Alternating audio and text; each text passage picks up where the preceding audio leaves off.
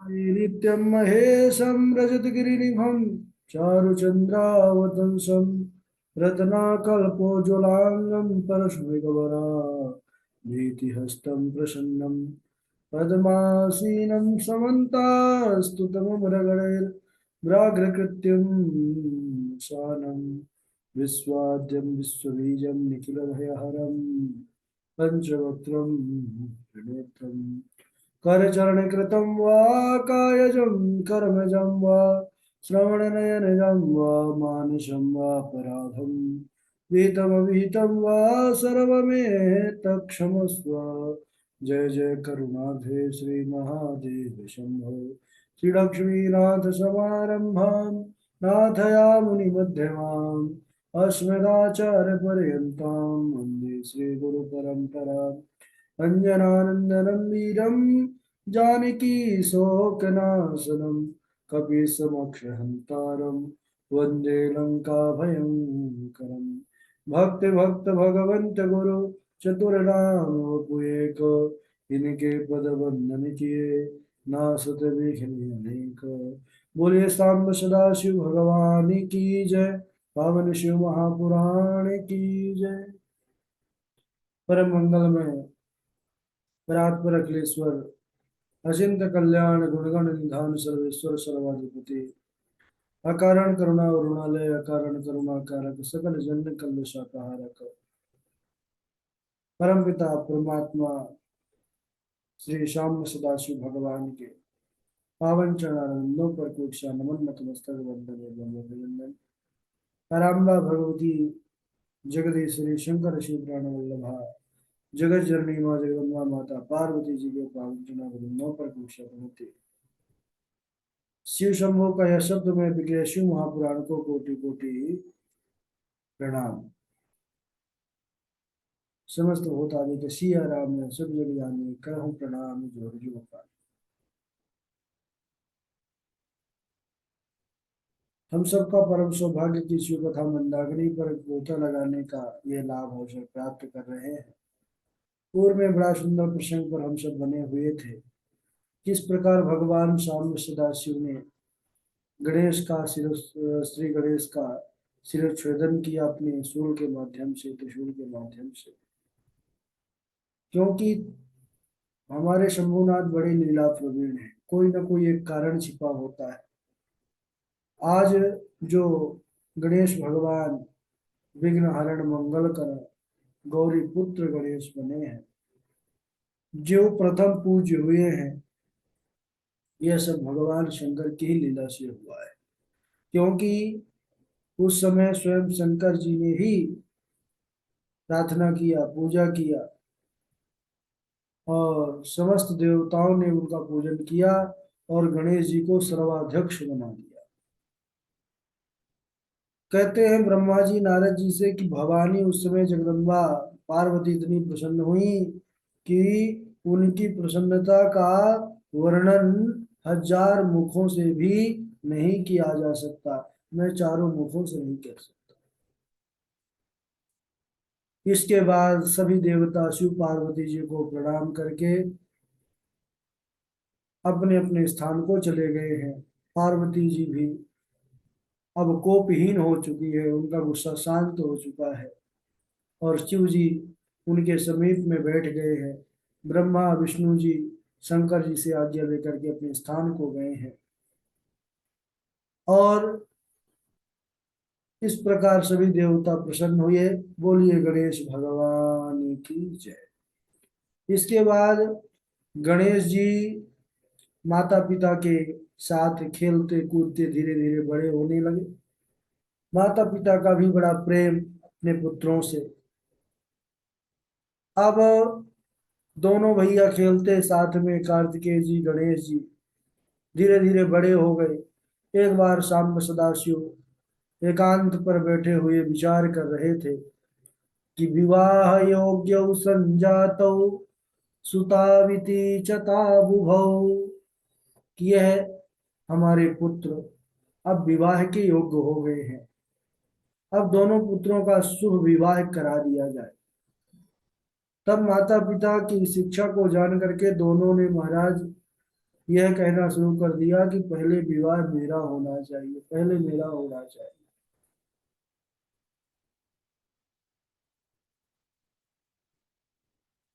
अब इधर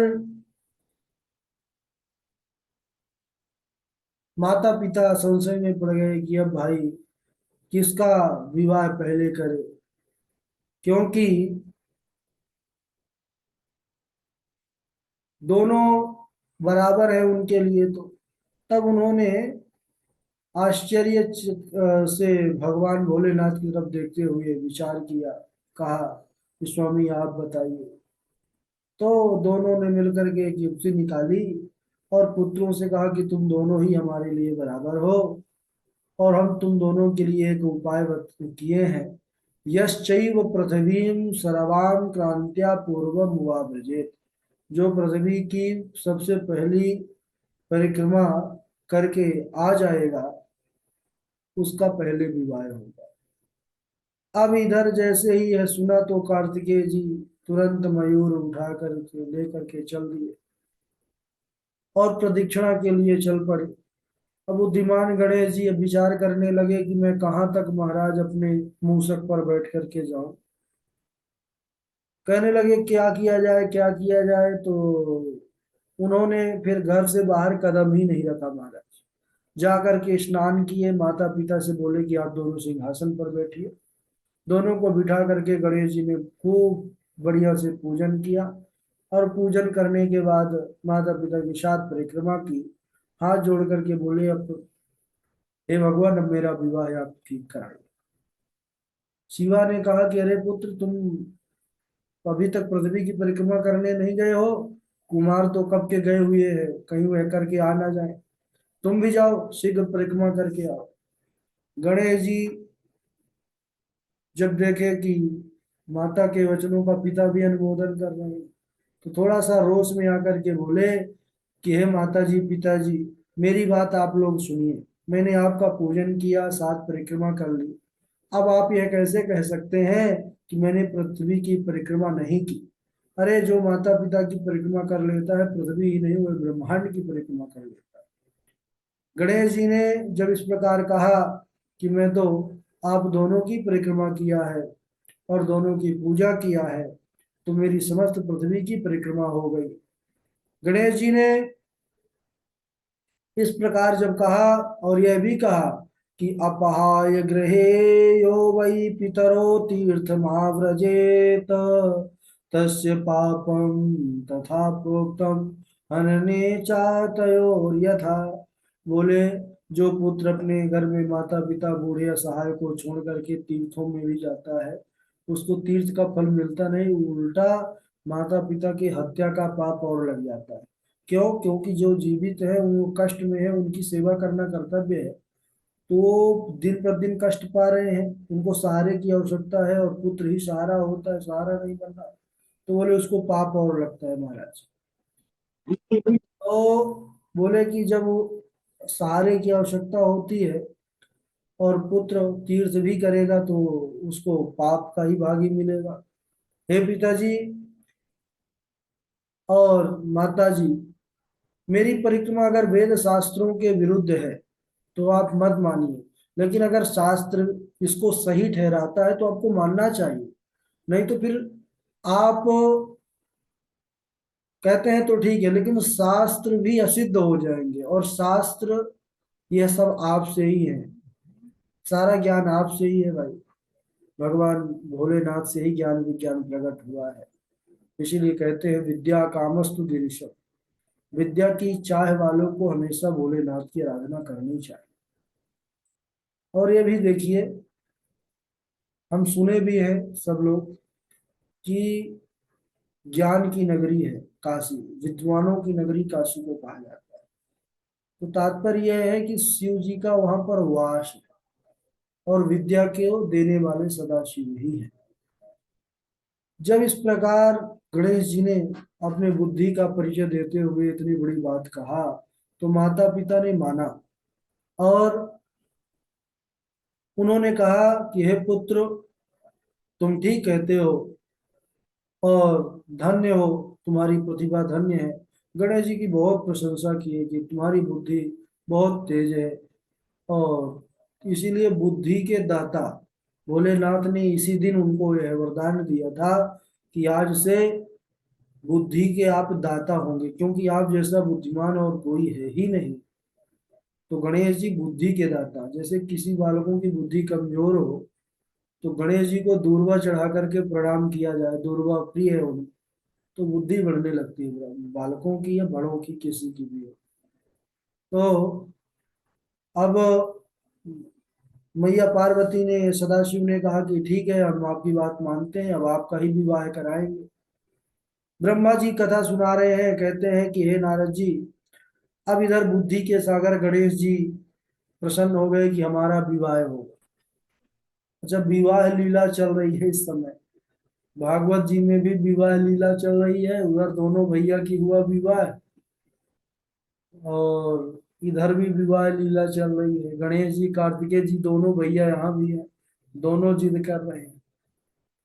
कार्तिकेय जी तो अभी पृथ्वी परिक्रमा पर हैं, लेकिन इधर गणेश जी ने अपनी बुद्धि माता के बल पर माता पिता को प्रसन्न कर लिया है।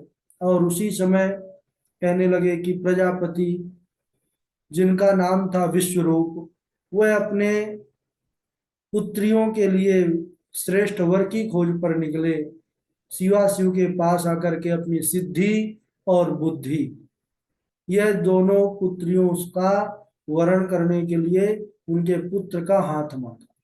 तो महाराज प्रसन्न हुए भोलेनाथ, बोले हम तो यही चाहते थे, और हमारा बालक भी मचल रहा है कि हम विवाह करेंगे, कर लीजिए विवाह। तो धूमधाम के साथ सिद्धि और रिद्धि, उन्हीं को रिद्धि सिद्धि कहते हैं महाराज, सिद्धि और बुद्धि, यह दोनों का कन्याओं का विवाह गणेश जी के साथ हुआ धूमधाम के साथ। हाँ, गजानन के विवाह में सभी पुनः देवता लोग आते हैं। शिवाशिव बड़े धूमधाम के साथ गणेश जी का विवाह किए। विश्वकर्मा ने बड़ा दिव्य आयोजन किया है, और बड़ा उत्सव के साथ संपन्न हुआ गणेश जी का विवाह, सभी देवता प्रसन्न हुए।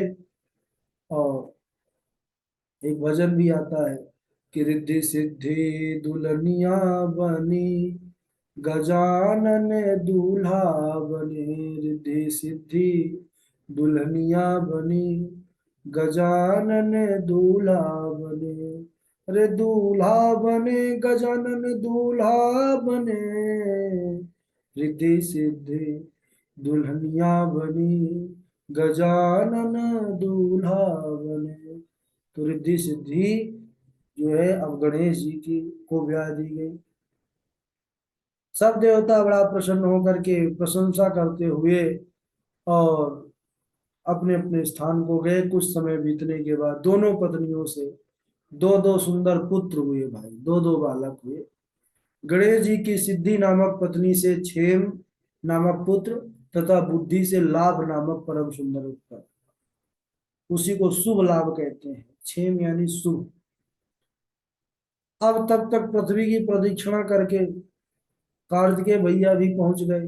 कार्तिकेय विचार किए कि हमारा विवाह होगा, प्रसन्न थे कि हम परिक्रमा करके आ गए हैं। नारद जी पहले मिल गए। नारद जी सबसे पहले मिलते हैं महाराज सबको। नारद जी बोले क्यों जा रहे हो?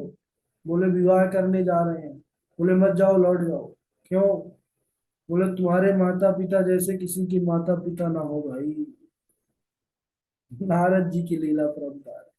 कार्तिकेय जी बोले अरे देवर्षि क्या बात कर रहे हैं आप? बोले मैं सही कह रहा हूँ, जैसा तुम्हारे माता पिता ने किया है ना, वैसा तो कोई श्लोक में नहीं करता। बोले क्यों? अरे बोले तुमको तो पृथ्वी की परिक्रमा लगाने को भेज दिया, इधर गणेश जी का विवाह करा दिया, और अब तो उनके पुत्र भी हो गए, आप जाइए परिक्रमा करिए, अब दूसरे ग्रह की परिक्रमा करिए। कार्तिकेय जी को बड़ा क्रोध आया महाराज। कार्तिकेय जी आए, घर आए, जब देखे कि अरे छोटे छोटे बालक खेल कूद रहे हैं, जब पता चला ये गणेश जी के बालक, बड़ा क्रोध सातवें आसमान पर। उन्होंने किसी से कुछ बोला ही नहीं, और सीधे घर गए, और घर जा करके माता पिता इतना ही कहा कि आप लोगों ने मेरे साथ अच्छा नहीं किया है। और उनको प्रणाम किया। मना करने के बाद भी वह वहां से छोड़ करके कैलाश चले गए। कहाँ गए? क्रौंच नामक पर्वत पर चले गए। शिव पार्वती ने दोनों ने बहुत पूछा, तो कुमार ने यह कह दिया कि आप दोनों ने मेरे साथ कपट किया है। ऐसा व्यवहार कोई माता पिता अपने पुत्र के साथ नहीं करता। और ऐसा बोल करके कार्तिकेय छोड़ करके चले गए। अब पुत्र का विरह है, माता पार्वती को बहुत दुख हुआ। उन्होंने शिव जी से कार्तिकेय के पास चलने के लिए कहा। तब उनको सुखी करने के लिए शंकर जी स्वयं अपने अंश से क्रौंच पर्वत पर गए।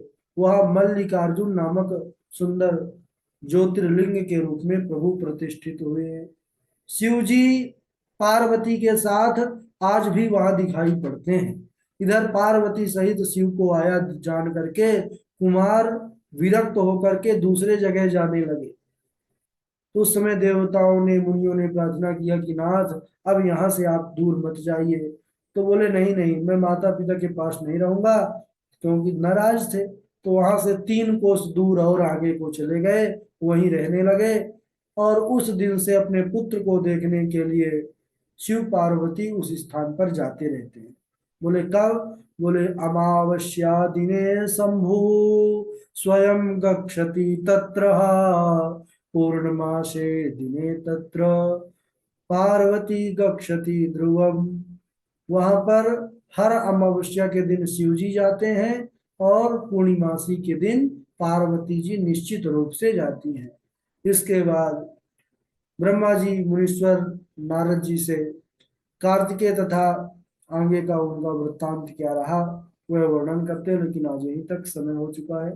बोले स्वामी सदाशिव भगवान की जय। बारी बारी से श्लोक आप लोग सुना दीजिए।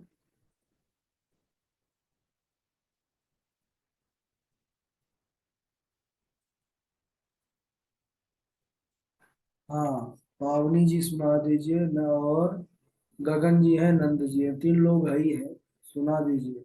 अब हम ग्रुप से सबको बाहर करेंगे, क्योंकि जुड़ने को 40 30 35 लोग जुड़े हैं। कक्षा में 5 लोग से ज्यादा नहीं जुड़ते। ये बहुत बड़ा दुर्भाग्य। राधे गुरु जी, हाँ। क्षमा चाहते हैं, 2 दिन से हम भी नहीं जुड़ पाए। वो कल तो अवकाश ही था, उससे पहले हनुमान जयंती थी, तो हम एक्चुअली सुंदरकांड कर रहे थे। 7 बजे